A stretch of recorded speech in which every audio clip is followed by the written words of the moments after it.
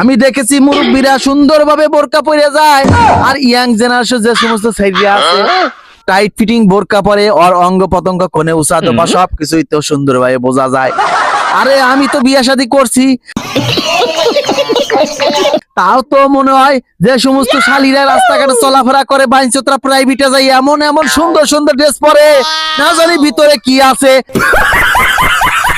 আমারও দেখাই ইফটিজিং করতে ইচ্ছে করে, আমিও তার দিনকে ইফটিজিং করছি। আমি खत्म। আমি হুজুর হলে কি হবো? ইফটিজিং করছি কারে সারি। এটা কি পড়ছস? তোর না পিছনে উসাদবাদ হিসাবে আঘাত আছে।